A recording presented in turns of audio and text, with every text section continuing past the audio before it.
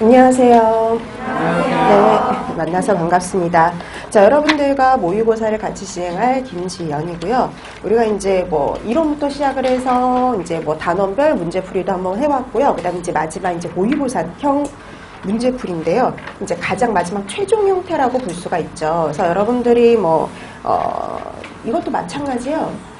그 모의고사형 문제풀이 같은 경우에도 제일 중요한 거는 예습이라고 할 수가 있는데요. 그래서 여러분들이 이걸 미리 풀어보지 않으시면은 그냥 뭐 문제하고 답 확인하는 그 정도밖에 되지를 않으니까요.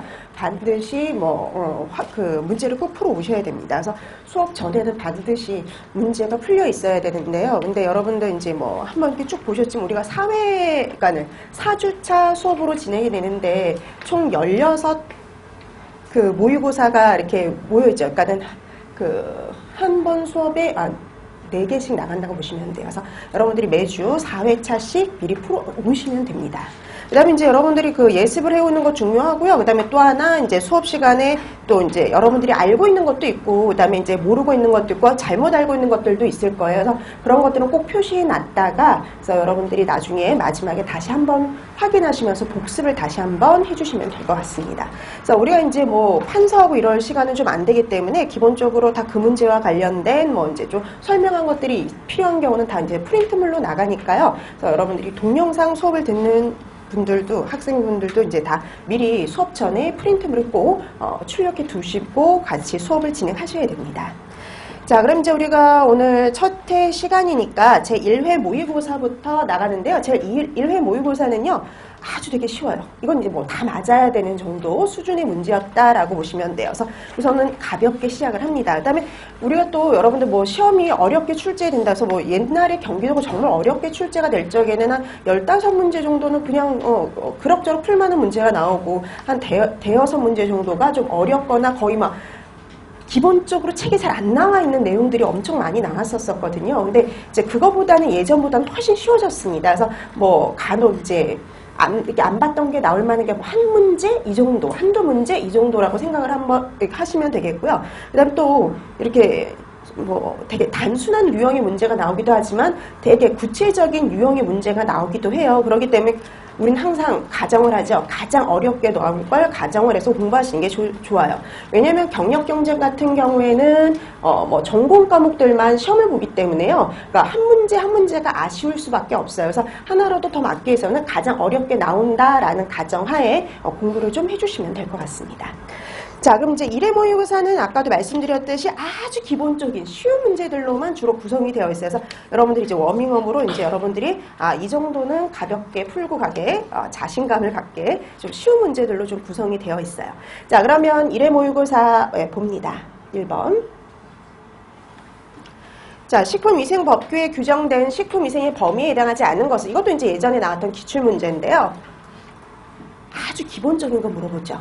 우리나라 식품위생법에 나와 있는 식품위생의 범위 같은 경우에는 뭐 있을만하면 한 번씩 나오는 유형의 문제. 근데 항상 답이 되는 보기는 매번 좀 바뀌는 형태다라고 보시면 돼요. 근데 항상 이제 그 범위에 해당하는 거는 바뀌지가 않죠. 정해져 있으니까. 자, 그래서 우리가 식품위생의 범위는 식품 첨가물, 기구, 용기, 포장. 이게 바로 대상이 되죠. 그래서 아닌 것은 당연히 3번 조리 방법입니다.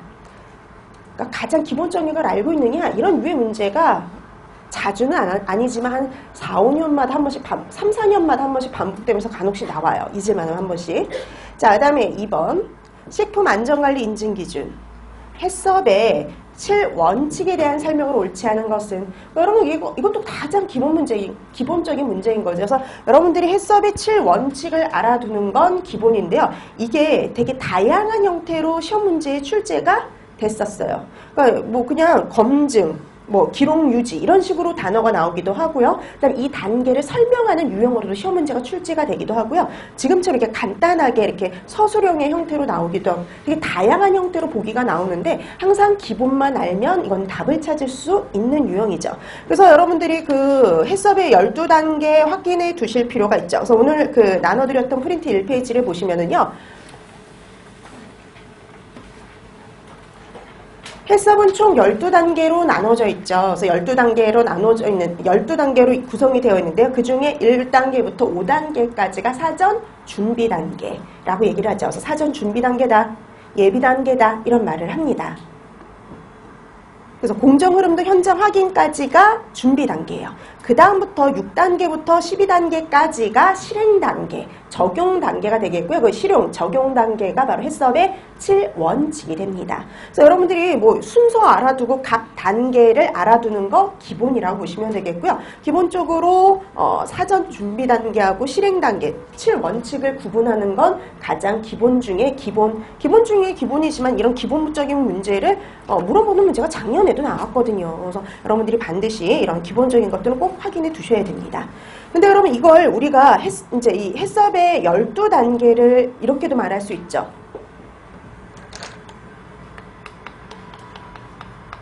해썹 관리라고요. 그래서 우리가 해썹 관리 이렇게 하면 해썹의 12단계를 의미를 하는 거예요. 12절차를. 그 다음에 여러분 해썹 관리하고 다르게 다 있는 게 바로 뭐냐면 선행요건이죠. 선행요건 관리. 그래서 해썹은 이렇게 크게 두 가지로 구성이 돼요. 그래서 선행요건 관리와 해썹 관리로 나눠진다. 그 해썹 관리가 바로 여러분들이 잘 알고 있는 해썹의 12절차, 12단계다. 이렇게 보시면 되는 거예요.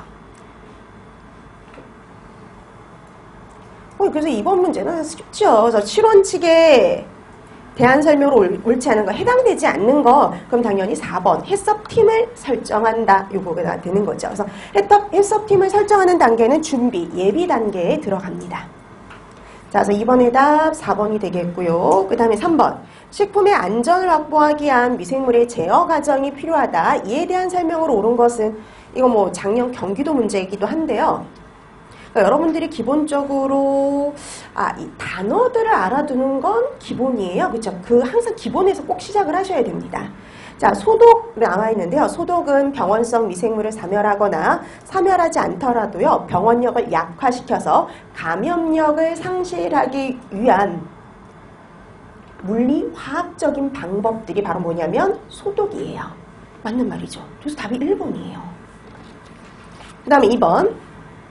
그래서 이거 나온 김에 소독하고 다른 게 바로 뭐냐면 살균이죠. 이거 같은 경우에는 모든 미생물을 이렇게 되는 거였죠. 모든 미생물을 사멸시키는 것이 바로 뭐였냐면 살균. 단 여기에선 영양세포만 해당이 됐었죠. 그 다음 이거하고 다른 게 바로 뭐였냐면 멸균이죠. 그래서 얘가 모든 미생물의 영양세포뿐만 아니라 뭐까지 사멸하는 거였냐면 아포 내지는 포자까지 사멸하는 건 멸균 이렇게 얘기를 했었습니다. 그러니까 이 단어들을 구별하는 건 기본 중에 기본이에요. 그럼 2번부터는 틀렸다는 소리인데요. 어디가 틀렸는지 확인하셔야죠.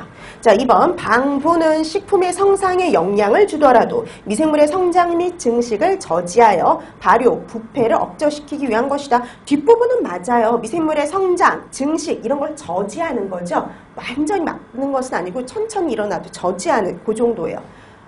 그런데 틀린 건 바로 앞이죠. 식품의 성상에 영향을 줘서는 안 됩니다. 자, 그 다음에 3번. 자, 화학적인 방법. 우리가 살균 소독 방법에는 물리적인 방법과 화학적인 방법이 있었죠. 그 물리적인 방법, 화학적인 방법, 그거에 대한 설명입니다. 자, 3번. 화학적인 방법에 사용하는 소독제는 석탄산 개수가 어떤 것을 이용하는 게 좋으냐면 높은 것이요. 그래서 석탄산 개수가 높을수록 살균력도 좋았어요. 자, 그 다음에 4번. 물리적 방법 중 가열법을 이용한 간헐멸균은요. 80도씨에서 30분 가열 조작을 3회 반복하는 것이다.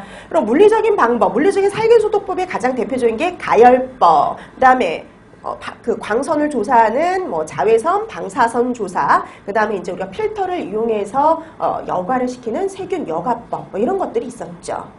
근데 그 중에서 가장 기본인 가열법 같은 경우에는요. 가열법에서 기본은 그거였죠. 시간, 온도, 대상을 알아두는 것. 이게 가장 기본이었는데요. 간헐멸균은 100도씨에서 30분 가열을 3회 조작하는 거였죠. 자, 그래서 제대로 된 게 바로 1번밖에 없는 거예요. 그래서 가장 기본적인 것들을 이렇게 단어들을 물어보기 때문에 여러분들이 단어들을 꼭 알아두는 건 기본이죠. 자, 그래서 3번의 답 1번이 되겠고요. 그 다음에 4번. 살모넬라 식중독에 대한 설명입니다. 옳은 것을 찾아주세요. 자, 이것도 작년 경기도 문제예요. 문제 어때요? 되게 쉽지 않나요? 네, 이렇게 쉽게 나올 때도 있어요. 그러니까 어려운 보기가 나올 때도 있지만 아주 기본적인 이런 보기들로 구성될 때도 많아요. 대다수는 이렇게 쉬운 보기로 구성되는 경우가 많습니다. 이제 간혹 이제 헷갈리는 게 나올 때도 있긴 있어요. 자, 그럼 이제 여러분 이거 나온 김에 우리 한번 살모넬라와 관련된 거 한번 정리하고 갈까요?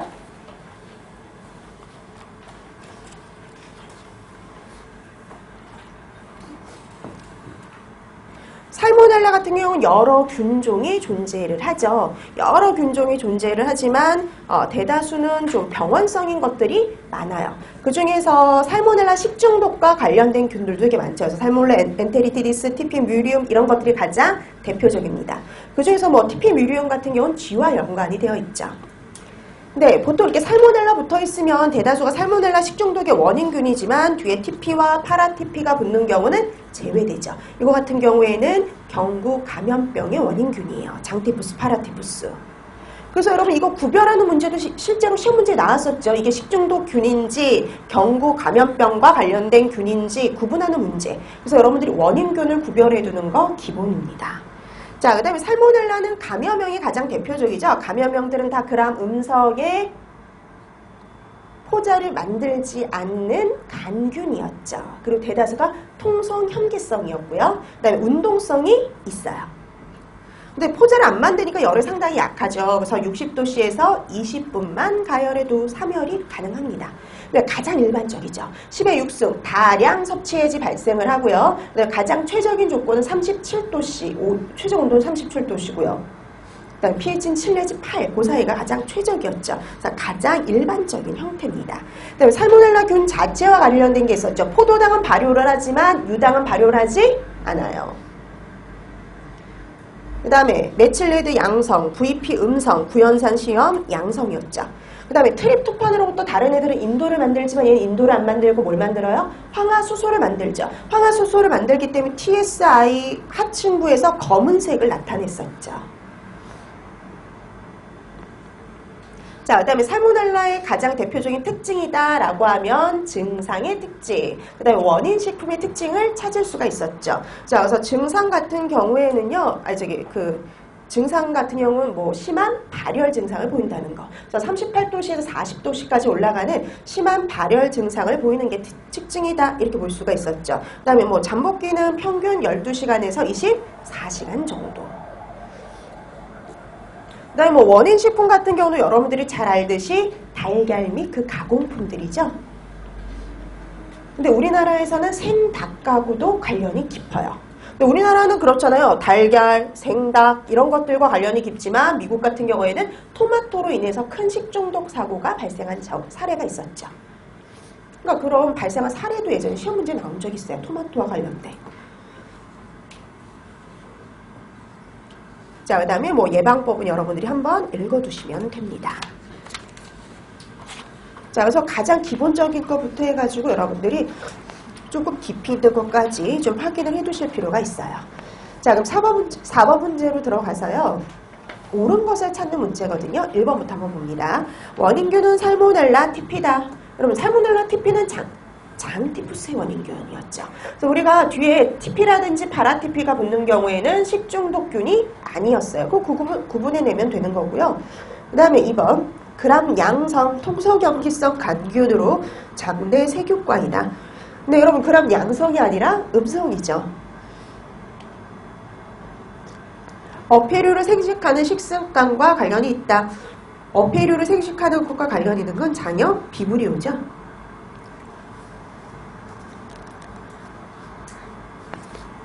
자, 그 다음에 열에 약해서 60도씨에서 20분만 가열해도 사멸이 된다. 그래서 여러분들이 포자를 만들지 않죠. 그래서 여러분들이 감염형은 기본적으로 60도씨에서 이렇게 정도로 생각하시면 돼요.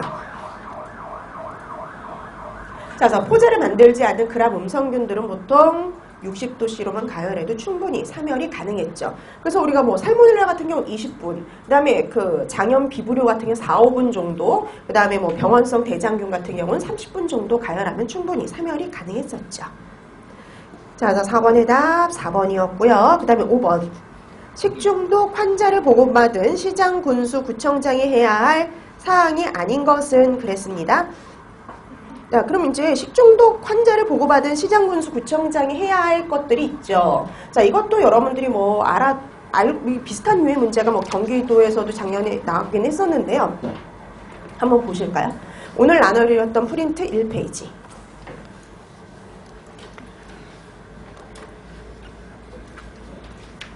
자, 그럼 식품위생법에 이런 것들을 해라 라고 되어 있어요. 자, 그러면 식중독 환자를 보고받은 시장군수구청장이 제일 먼저 해야 될 거는 2항에 나와요. 86조 2항에. 제일 먼저 할 건 지체 없이 식약처장과 시도지사에게 보고하는 거예요. 그게 우선 제일 1차적으로 하는 거. 그 다음에 해야 될 게 뭐냐면은요, 원인을 조사해서 그 결과를 보고하는 거예요. 자, 그럼 원인을 조사하잖아요. 그래서 그 조사와 관련된 것들이 있어요. 시장군수구청장이 해야 될 조사. 그거는 시행령 59조에 나와있죠. 시행령 59조 2항에 보면은요, 시장군수구청장은 이런 조사를 해야 돼요. 뭐라는요? 우선 설문조사도 하고요. 그 다음에 섭취 음식의 위험도 조사 및 역학적 조사도 하고요. 그 다음에 두 번째 보면 미생물학적 또는 이화학적 시험도 하고요. 그 다음에 세 번째, 오염 경로를 찾기 위한 환경조사도 실시를 하죠. 그럼 우리가 보통 미생물학적, 이화학적인 시험에 관한 조사를 할 때 보통 이 식중독이 의심이 되는 사람, 환자, 이런 사람들의 혈액, 배설물 이런 걸 가지고 검사를 하잖아요. 그럼 그걸 검사하기 위해서 혈액과 배설물을 채취해서 보관하는 사람이 누구냐면 의사와 한의사죠. 그건 1항에 나옵니다. 그래서 시행령 59조 1항에 보면 그렇게 나오죠. 의사, 한의사 이 사람들은요, 환자나 식중독으로 의심이 되는 자의 혈액 또는 배설물을 채취를 해서요, 시장군수구청장이 조사하기 위해서 인수할 때까지 변질되지 않고 오염되지 않도록 보관해야 될 의무가 있어요. 그래서 각각 해야 할 일이 뭐예요? 나누어져 있는 거죠.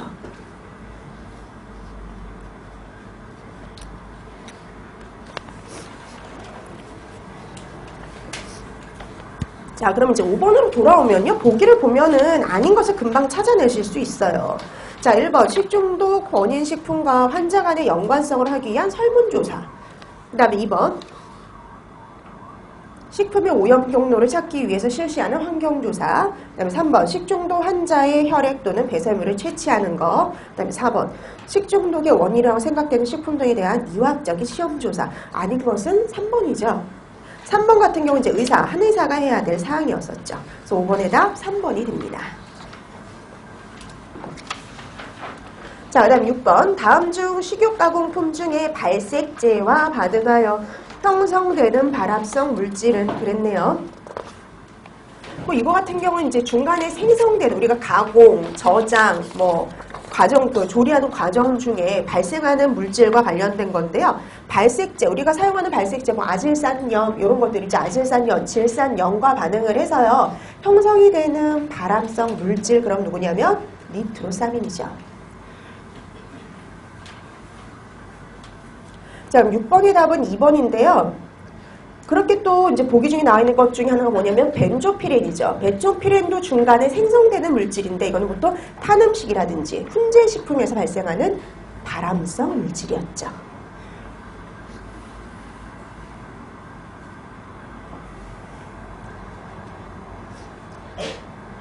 자, 그래서 이렇게 이름들 알아두는 건 기본입니다. 그래서 이 가공 중에 중간에 이렇게 조리 과정 중에 생성되는 물질은요, 어떤 과정 중에 어떤 물질이 생성이 되는지 그걸 연결시키는 게요, 가장 포인트예요. 자, 그래서 6번의 답 2번이었고요. 그 다음에 7번. 다음 중 허용 살균제 또는 표백제가 아닌 것은 그랬거든요. 자, 그럼 여러분 살균제 또는 표백제가 아닌 것. 허용이 된, 그래서 1번 옥시스테아린, 2번 무수아황산, 3번 고도표백분, 4번 차염소산 나트륨. 이게 뭐 첨가물 문제인데요. 첨가물 문제는 이렇게 공부할 건 되게 많은데 이제 나와봤자 아마 한두 문제 정도 이렇게 요 정도밖에 나오지를 않죠. 그렇다고 해서 안 볼 수가 없는데요. 허용 살균제 또는 표백제가 아닌 거 그랬거든요. 그래서 가장 기본적으로 여러분들이 우선 알아둬야 될 것과 관련된 문제예요. 그래서 지금 문제들을 보면 가장 기본적인 것들을 다 물어보고 있죠. 1회 모의고사에서는. 그래서 여기서도 마찬가지 식품 첨가물과 용도를 연결하는 문제예요. 우선 가장 기본은 용도를 알아두는 게 가장 기본이다. 그래서 거기서부터 시작하시면 돼요. 그럼 이 중에 아닌 건 당연히 1번이죠.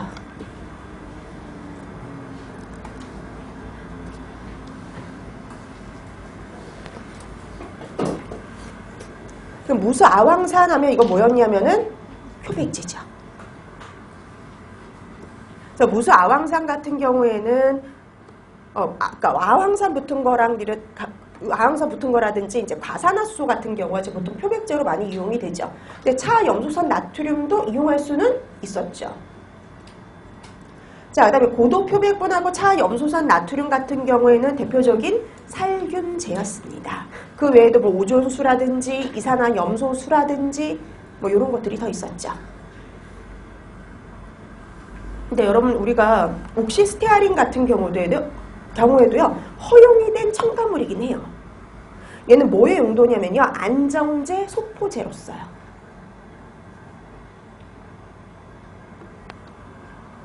우리 소포제 하면은 딱 하나 배웠었잖아요. 규소수지. 그런데 옥시스테아린도 사용할 수는 있는데 얘는 아무 식품에나 다 사용할 수 있는 건 아니에요. 그래서 우리가 뭐 대표적인 뭐 소포제 하면 딱 하나만 했었죠. 규소수지. 이것만 한 이유는 규소수지는 그러니까 어떤 식품에 얼마만큼 쓰라는 게 아니라 그냥 양만 제한을 해놓고 있거든요. 그래서 다양한 식품에 쓸 수가 있는데 이 옥시스테아린은 안정제 소포제로서요. 어디에만 쓸 수 있냐면 식용 유지류에만요.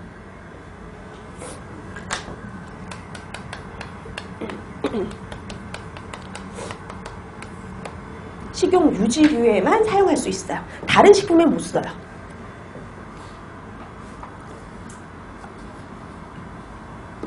자, 그래서 우리가 보기 중에 나왔었으니까 한번 짚고 갑니다. 자, 그래서 7번이 아닌 거 당연히 1번이 되는 거죠. 그 다음에 8번. 다음은 무엇에 대한 설명인가 그랬네요. 자, 불연성 비전도체로서 안정성이 큰 애입니다. 불에 안 타요. 그 다음에 산과 알칼리도 안정적이에요. 상당히 안정적인 물질이고요.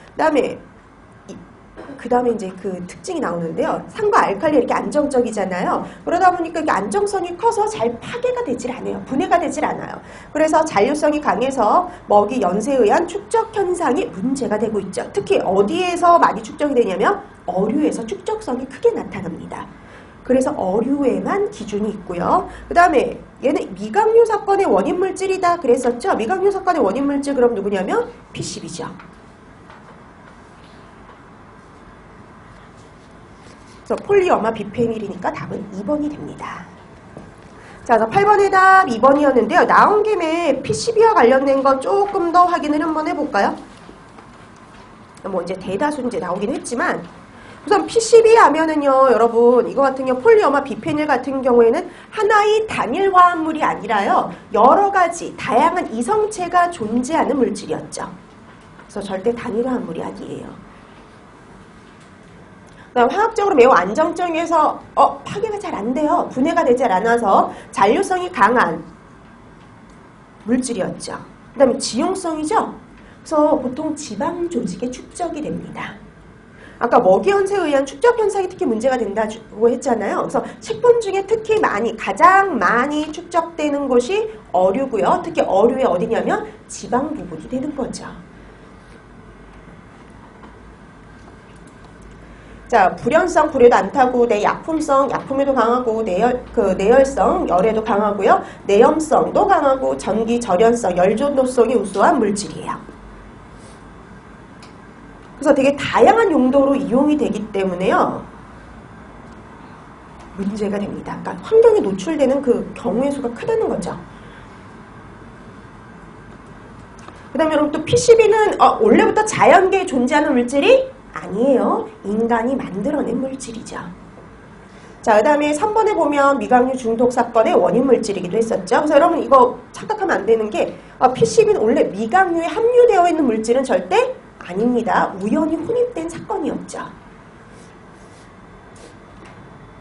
그다음 인체 지방 조직이 축적되어서요 다양한 증상을 보였었죠. 그래서 피부 발진이나 눈의 지방 증가나 입술 손톱의 착색, 여드름성 발진, 관절통, 그다음에 체중 감소, 손발 저림 같은 되게 다양한 증상을 보입니다. 그다음에 이게 만성으로 이렇게 노출이 되면은요, 과다 이렇게 노출이 되면은요, 간에 문제가 생겨요. 그래서 표적 장기가 어디냐 이렇게 물어보면 간 이렇게 대답하셔야 되죠. 실제 뭐 예전에 시험 문제도 나온 적이 있습니다. 자, 그다음에 PCB는 유일하게 딱 어떤 식품에만 기준이 우리나라에 마련되어 있냐면 어류요.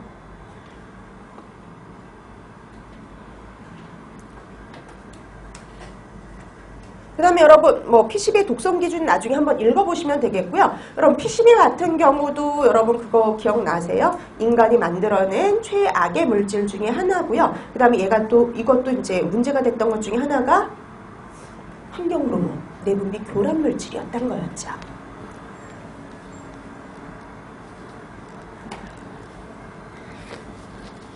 자, 그래서 우리가 예전에 공부했던 거 한번 PCB와 관련된 건 한번 다시 한번 정리를 한번 해봤습니다.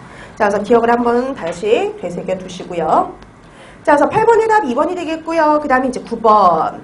자, 이것도 되게 문제는 쉬워요. 여러분 기생충의 기본은 뭐냐면 중간 숙주가 있는 경우 중간 숙주를 알아두는 거, 분류해 두는 거, 이게 기본이죠. 그래서 채소를 통해서, 수육을 통해서, 어패류를 통해서 감염되는 기생충들을 구분하시고요. 그 다음에 이제 특히 수육이나 어패류를 통해서 감염되는 기생충은 뭐가 있냐면은 중간 숙주가 있죠. 그 중간 숙주를 꼭 확인해 두셔야 돼요.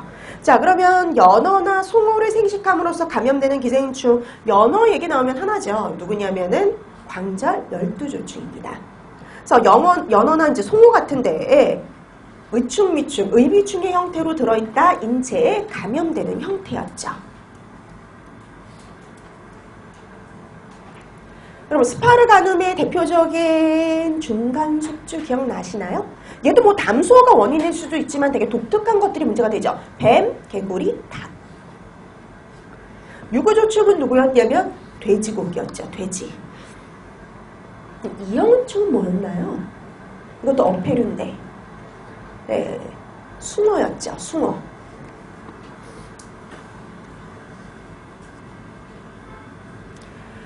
자, 그래서 9번의 답 3번이었습니다. 그 다음에 10번. 다음 중 사용이 금지된 감미료는 그랬습니다. 이것도 이제 작년 경기도 문제였는데요. 문제 되게 쉽죠? 자, 그래서 여러분들이 이 중에서 사용할 수 있는 것과 없는 것 구분하는 문제. 그러니까 이게 옛날에 나왔던 유형의 문제거든요. 그 옛날 유형 문제도 이렇게 가끔 나와요. 자, 그러면 가장 기본인데요. 이 중에 사용할 수 없는 건 누구냐면 당연히 페릴라틴이죠. 그럼 나머지 아스파탐, 사카린, 아세설판, 칼륨은 다 사용이 허가된 감미료들입니다. 그럼 페릴라틴, 이게 사용 금지된 감미료였죠. 설탕보다 2000배의 감비가 있는 게 특징이었어요. 그럼 여러분 이거 페릴라틴 나온 김에 사용 금지된 감미료 이거 말고 뭐가 더 있었을까요? 둘신도 있었죠. 그 다음에 파라니트로올소, 톨루이딘도 있었고요. 그 다음에 에틸렌 글리콜이라든지 그 다음에 발암성이 의심이 돼가지고 사용이 금지된 거 사이클라메이트 뭐 이런 것들이 있었죠.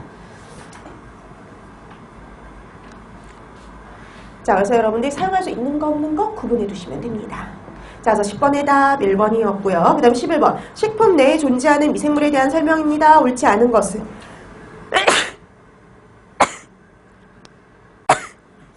죄송해요. 제가 감기에 걸려가지고요. 수업 내내 아마 이럴지도 몰라요. 자, 식품 내에 존재하는 미생물에 대한 설명을 옳지 않은 것 찾아라 그랬죠. 1번. 수분 활성도가 높은 식품에서는요. 세균이 잘 번식한다. 그래서 가장 많은 수분을 필요로 하는 게 누구냐면 세균이죠. 그 다음에 효모, 곰팡이의 순서기 때문에 당연히 세균이 잘 번식을 해요. 그럼 반대로 수분 활성도가 낮은 식품에서 제일 잘 번식하는 건 곰팡이가 되겠죠. 그 다음 2번. 당을 함유한 산성식품에는 유산균, 그러니까 젖산균이 잘 번식을 합니다. 그 다음에 3번. 곰팡이는 일반적으로 세균보다 나중에 번식을 하죠. 그래서 먼저 가장 우세하게 번식하는 건 세균이에요.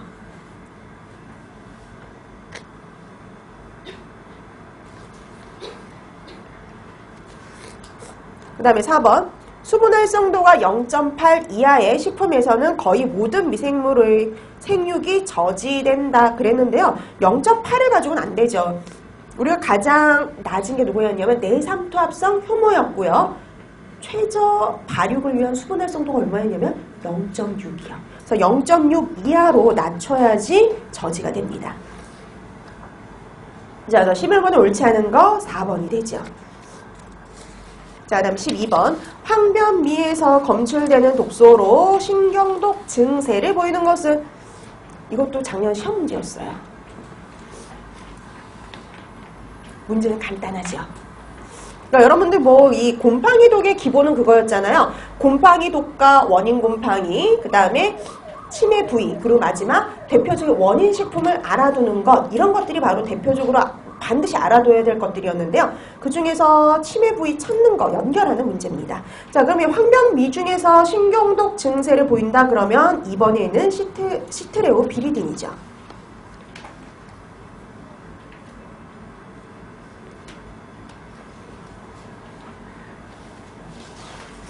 근데 여러분 4번 보세요. 4번. 파툴린이요.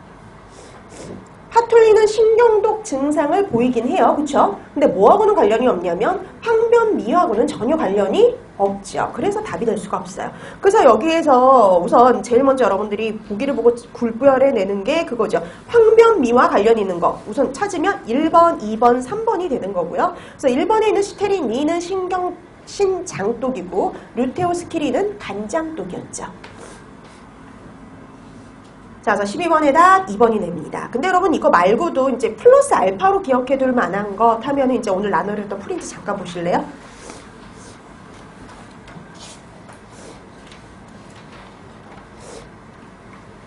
자, 그래서 이슬란디아 황변미, 페니실륨 이슬란디쿰이 원인이고요. 대표적인 게 독소가 2개예요. 하나는 이슬란디톡신, 그 다음에 하나는 루테오스키린. 얘네들은 펩티드입니다. 펩티드. 염소를 함유한 펩티드 성분이에요. 그 다음에 루테오스키린, 이슬란디톡신, 이거 특징이 좀 다른데요.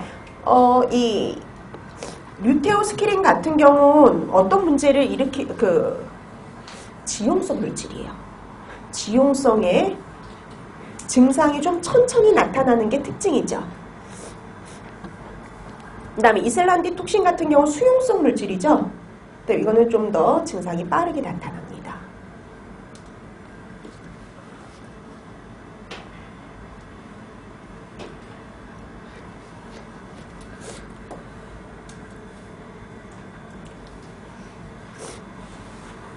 그래서 우리가 보통 그랬죠. 루테오스키린은 지효성의 지용성 물질이고 그 다음에 이슬란디톡신은 속효성의 수용성 물질이다. 그렇게 얘기를 했었어요.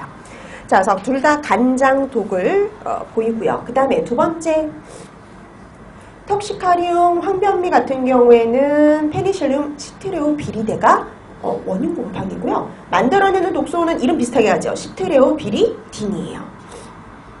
신경독을 보이죠. 얘는 특이한 게 뭐냐면 다른 애들은 쌀 말고도 다른 식품에서도 문제를 일으키거든요. 근데 얘는 쌀에서만 알려져 있어요. 그 다음에 타이황변미. 페니실륨 시트린 눔이고요. 얘가 타이황변미로 불리는 이유가 태국에서 발견됐기 때문에 그래요. 최초로. 그래서 페니실륨 시트린 눔이고요. 그 다음에 독소는 시트리닌 비슷하게 갑니다. 신장독이었죠. 그래서 레몬색 형광을 보이는 게 특징이에요. 페노라물이죠. 자, 그래서 이렇게 뭐 원래 가장 기본은 원인 곰팡이와 그 다음에 이것도 원인 독소, 그 다음에 치매 부위를 알아두는 게 기본인데요. 그런데 거기다 플러스 알파를 붙이면 이런 내용이 더 들어갈 수 있다. 이렇게 알아두시면 되죠. 하는 김에 같이. 자, 그래서 12번의 답 2번이었고요. 그 다음에 13번. 다음 중 식품 영업에 종사할 수 있는 질병은, 그래서 식품 영업에 종사할 수 있는 질병, 없는 질병, 이걸 알아두는 것도 기본이죠. 자, 그러면 오늘 나눠드렸던 프린트 이 페이지를 보면은요. 이런 사람은 식품 영업에 종사할 수 없다라고 법규에 정해져 있죠. 거기 보면 시행령 50조에 나옵니다. 자, 시행령 50조에 보면은요, 영업에 종사하지 못하는 질병이 나와 있어요. 그래서 우선 제일 먼저 뭐냐면, 일군법정 감염병. 그럼 여러분, 일군 감염병이 뭐 있나요? 장티푸스, 파라티푸스, 콜레라, 세균성 이질, 그 다음에 A형 간염, 그리고 장출혈성 대장균 감염증. 이렇게 6가지가 있죠. 그 다음에 2번, 결핵이요. 근데 비감염성인 경우는 제외됩니다. 그러니까 비감염성, 전염을 시키지 않는 경우에는요, 제외돼요. 그 다음에 피부병 또는 그 밖의 화농성 질환인 경우. 그 다음에 4번째, 후천성 면역 결핍증인 경우에는 영업에 종사할 수 없어요. 근데 여기는 식품영업과는 좀 관련이 없습니다. 그래서 그 옆에 가로에 이렇게 되어 있죠. 성병에 관한 건강 진단을 받아야 하는 영업에 종사하는 경우에만 해당이 돼요. 그러면 식품영업과 관련된 건 1번, 2번, 3번이라는 거죠. 그래서 식품영업인 경우에는 1번, 2번, 3번인 경우에는 제외됩니다.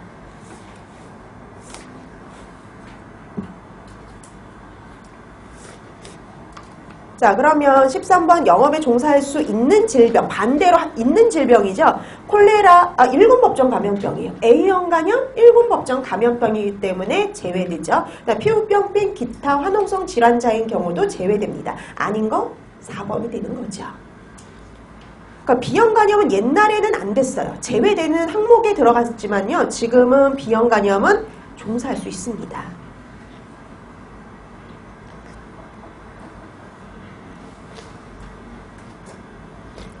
왜인지 아시죠? 여러분 B형 간염 여러분 우리 배웠잖아요.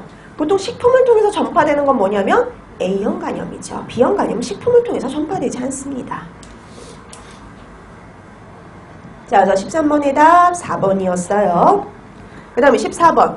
다음 중 운동성이 없는 식중독균은 그랬네요. 자, 우리 식중독균 이렇게 여러 가지 막 분류했었잖아요. 우리 보니면 감염명은 다 그람 음성이었고요. 대다수가 리스테리아 하나 빼고.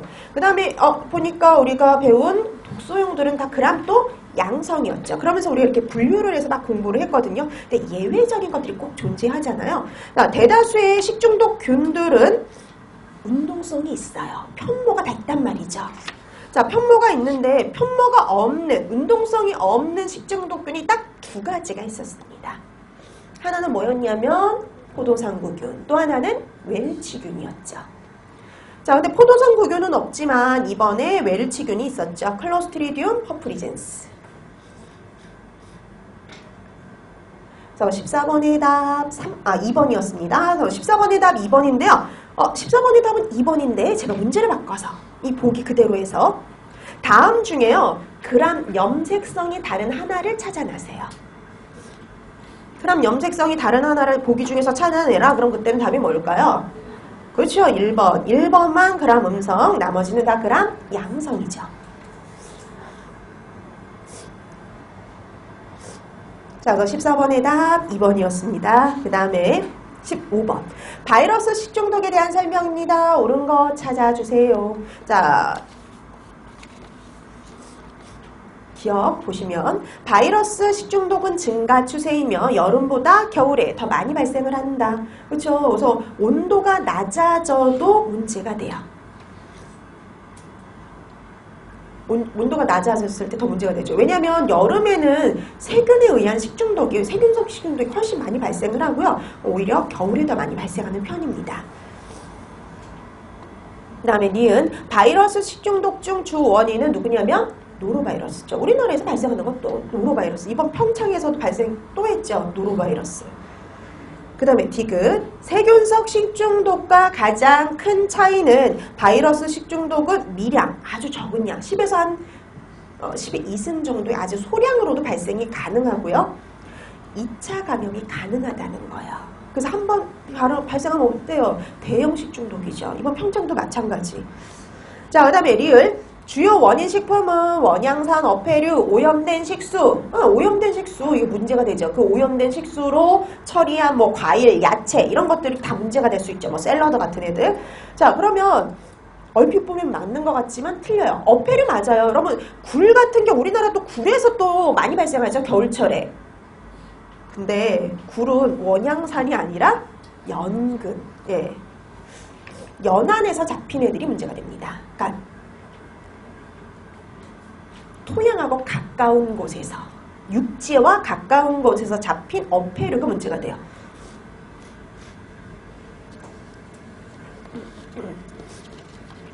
오염면이 뭐 그 육지에 있으니까 그 육지와 가까운 곳에서 잡힌 뭐 거기에서 이제 그 연안에서 뭐 양식간, 굴 뭐 이런 것들이 특히 문제가 되는 거죠. 자, 15번에 옳은 거 찾아라. 기억, 니은, 디귿해서 3번이 됩니다. 그 다음에 여러분 특히 노로바이러스 같은 건 영하 20도씨에서도 사멸이 절대 되지 않았죠.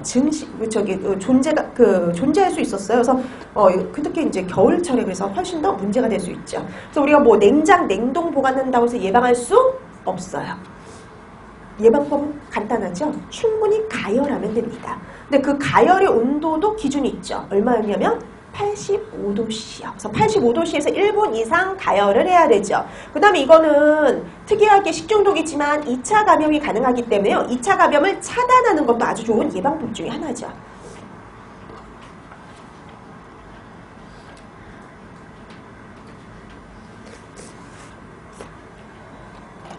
자, 그래서 15번의 답, 그러면 기억, 니은, 디귿해서 옳은 것은 3번이 됩니다. 그래서 15번의 답 3번이었고요. 그 다음 16번. 다음 감염병 중 바이러스에 의해서 감염되지 않는 것은 그랬네요. 자, 그럼 이 중에서 바이러스에 의해서 감염되지 않은 것을 찾아라 그랬네요. 그럼 보기로 보시면 되죠. 유행성 감염, 인플루엔자, 돈단독, 폴리오. 그래서 우리가 보통 유행성, 급성, 전염성 이런 말이 붙는 경우에는 다 뭐가 원인이냐면 바이러스. 그 다음에 그 외에 뭐 대표적인 게 홍역이라든지 그 다음에 뭐 천열, 인플루엔자, 광견병 이런 것들이 더 있었죠. 그 다음에 폴리오도 급성 회백수염, 소아마비였죠. 이것도 마찬가지로 바이러스가 원인입니다. 아닌 거 3번에는 돈단독이죠.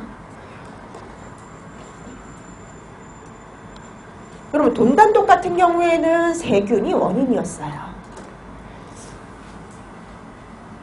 자, 그래서 이렇게 병원체에 따른 분류는요. 아주 자주 나오는 문제입니다. 그래서 여러분들이 감염병에서 분류를 잘 하실 수 있어야 돼요. 자, 그래서 16번의 답 3번이 되겠고요. 그 다음 17번. 이콜라이 5157 H7에 대한 설명입니다. 옳은 것을 찾아라 라고 나와 있네요. 자, 이콜라이 5157 H7 이런 비슷한 문제도 작년에 그 경기도에서도 이제 문제가 나왔었는데요. 그러니까 우리가 뭐 병원성 대장균 식중독에 관련된 문제도 나오지만 거기에서 이제 제일 문제가 되는 이콜라이 5157과 관련된 건 단독 문제로도 간혹 종종 이렇게 나온다고 말씀을 드렸었는데요. 나온 김에 한번 내용 정리 한번 하고 갈까요? 내용 확인하고. 자, 거기 2페이지 보시면 이콜라이 5157 H7 그러면 5항원 중에 157번째 발견된 균 이렇게 생각하시면 됩니다. 82년 미국의 그 햄버거 패티 사건으로 처음으로 보고가 됐고요. 그 다음에 또 대표적인 사건은 일본의 무슨 사건이 있었죠.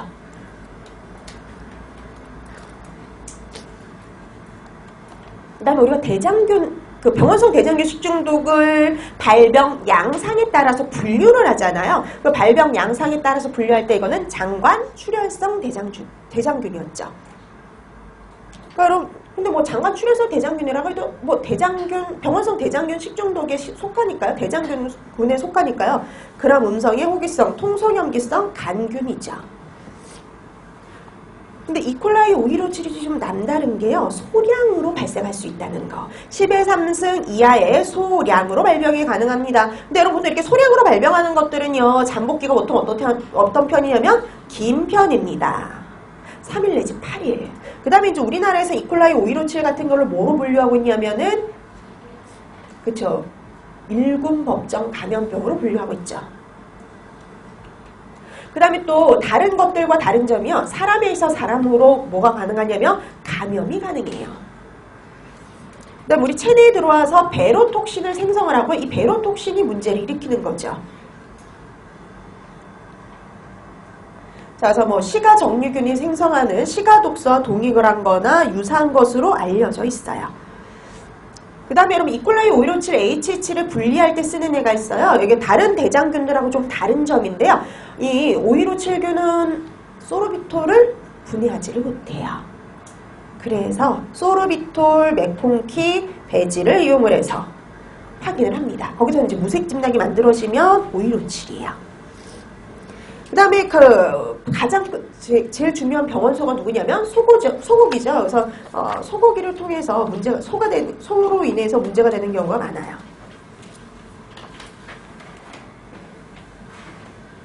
그 다음에 물이 문제죠. 소독되지 않은 물을 응용했을 때, 그러니까 지하수를 그냥 응용했을 때, 그 다음에 그 오염된 지하수를 사용한 채소, 과일류 이런 데가 원인이 될 수가 있죠. 그 다음에 대표적인 증상 알아두셔야 되죠. 출혈이니까 뭐 혈변, 심한 복통 이런 출혈성 대장염 증상이 가장 대표적인 주증상이고요.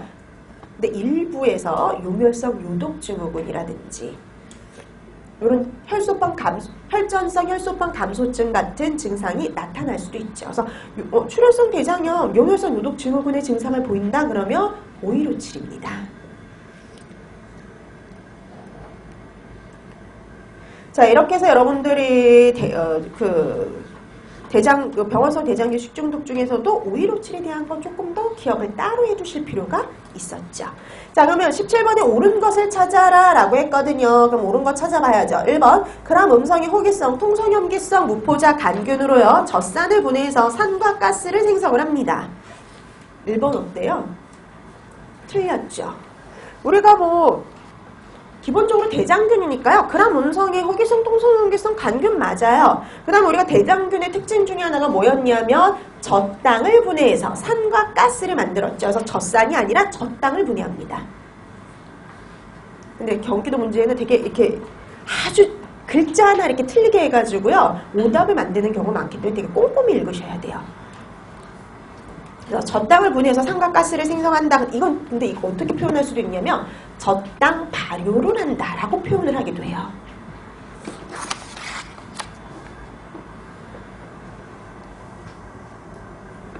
네, 젖당은 우리가 다른 말로 유당 이렇게 말하기도 하고 락토즈 이렇게 말하기도 하죠. 자, 다음 2번. 장내 세균과에 속하며 병원성 대장균 중 장관 독소원성 대장균으로 분류된다. 장관 독성이 아니라 장관 출혈성이에요. 그 다음에 4번. 이콜라이 5157H7은요. 만니톨을 분해하지 못하기 때문에 만니톨 메콩키 아가에서 무색의 집락을 형성하므로 다른 대장균과 구별이 된다. 이거 틀렸죠? 네, 만니톨이 아니라 소르비톨입니다. 그래서 다 틀렸잖아요. 맞는 거 4번이에요. 인체 내에서 배로독소를 생성해서 식중독을 일으키며 출혈성 대장염, 요멸성 요독증후군 같은 증상을 보였었죠. 자, 그래서 17번에 옳은 것은 4번이었습니다. 자, 그 다음에 18번. 우리나라에서 가장 흔히 발생하는 바퀴는 이것도 작년 경기도 문제. 문제 되게 쉽죠? 그러니까 여러분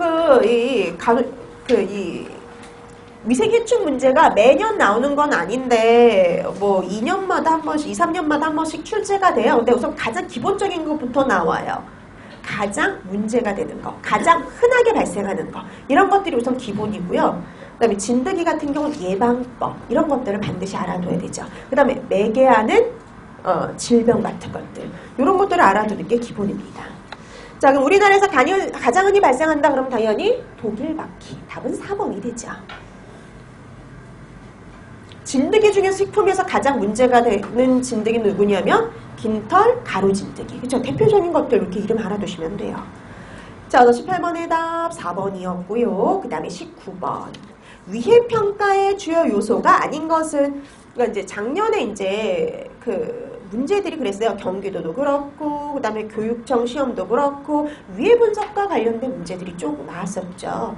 자, 그래서 여러분들이 보면 위해 분석 중에 위해 평가거든요. 근데 여러분 여기에서 보면 단어들 우선 다 봤던 단어들이요. 위험성 결정, 노출 평가, 위해 정보 교류, 위험성 확인. 다 아는 단어들인데요. 이 중에서 위해 평가의 요소가 아닌 게 있어요. 그게 바로 누구냐면 3번이죠. 위해 정보 교류. 이건 더 큰 틀이요. 위해 분석의 구성 요소죠.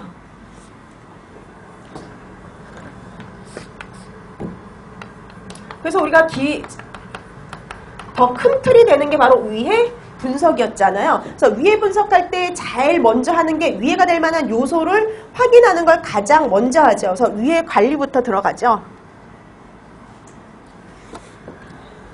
그래서 위해 관리하고, 그리고 지금 우리 보기에 나왔던 위해 평가하고요. 그 다음에 세 번째는 거기 세 번째에 나오는 정보교류였죠. 위해 정보교류.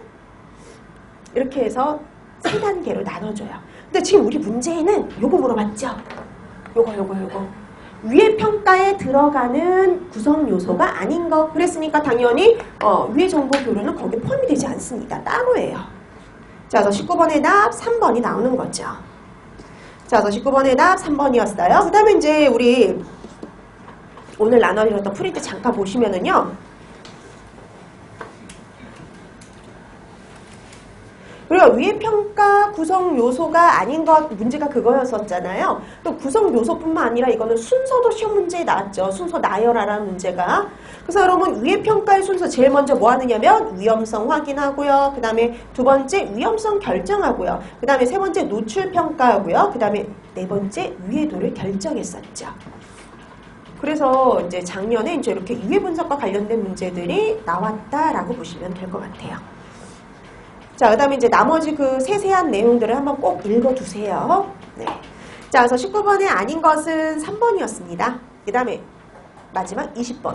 보고 중독의 치료 및 예방법과 거리가 먼 것 그랬습니다. 자, 그래서 보고 중독의 치료 및 예방법과 거리가 먼 것을 찾아라. 그러면 여러분 뭐 보고 중독 하면 보고독의 특징을 한번 생각하셔야죠. 테트로도톡신. 여러분 테트로도톡신 같은 경우에는 독성이 다르죠. 부위별로, 종류별로, 시기별로. 그래서 그 부위별로 이렇게 독성이 다르잖아요. 특히 독성이 강한 부위가 어디예요? 난소, 그쵸? 난소라든지 그 다음에 뭐 간, 장기, 껍질 이런 애들이에요. 그래서 먹는 부분은 어디예요? 근육 부위를 먹죠. 그 다음에 언제 독성이 강해져요? 산란기쯤에서. 그 다음에 여러분 그 테트로톡신이 생성이 되는 게 1차 생산자가 뭐였어요? 균들이었던 거 기억나시죠? 그래서 균들이에요. 그래서 보통 보고 중독 같은 경우에는 자연산 보고에서 주로 발생을 하죠. 양식에는 발생하지 않습니다. 그 다음에 보고독은요, 열에도 어때요? 강하고요. 일광에도 어때요? 강해요. 그래서 우리가 열이나 일광에 의해서 이거를 파괴할 수는 없어요. 자, 그럼 이제 거리가 뭔가 한번 이제 생각을 해봐야죠. 1번. 가급적 산란기의 것은 식욕을 피한다. 왜냐하면 산란기쯤에서는 독성이 강해지니까. 그 다음에 난소, 내장같이 이렇게 독성이 강한 부위는요, 안 먹으면 되죠. 식욕을 금한다. 자, 그 다음에 먹었을 때 빨리 가서 뭘 해야 되냐면 위세척. 자, 그래서 구토, 위세척 등으로 독소를 배제시킨다. 왜냐하면 약이 없어요. 약이 없기 때문에 가장 좋은 거는 구토, 위세척, 하제 이런 것들을 사용해서 빨리 몸 밖으로 배출시키는 방법이에요. 그럼 틀린 건 누구냐면 4번이죠. 우리가 저온 저장을 한다고 해서 예방할 수가 없어요. 여러분 저온 저장을 통해서 예방할 수 있는 건 세균성 식중독 같은 것들이죠. 보고독인 자연독은 저온에서 저장했다고 해서 예방할 수가 없습니다. 특히 여러분 동물성 자연독들은 다 기본적으로 가열에 의해서 파괴되지 않아요. 그래서 저온 저장, 가열 이런 걸로는 절대 동물성 자연독은 예방할 수가 없어요. 근데 여러분 동물성은 그렇지만 식물성은 달랐던 거 아시죠? 식물성은 가능한 것도 있고 가열에 의해서 예방이 가능한 것도 있고 불가능한 것도 있어요. 자, 그래서 20번의 거리가 먼 것은 4번이었습니다. 자, 이렇게 해서 문제를 한번 쭉 풀어봤는데요. 정말 쉬웠죠? 그러니까 이 정도의 문제는 아주 쉽게 다 맞으셔야 됩니다. 자, 그래서 이렇게 1회 틀렸던 거 만약에 틀린 게 있다면 다시 한번 확인을 해 두시고요. 조금 쉬고 나서 2회 들어가도록 할게요.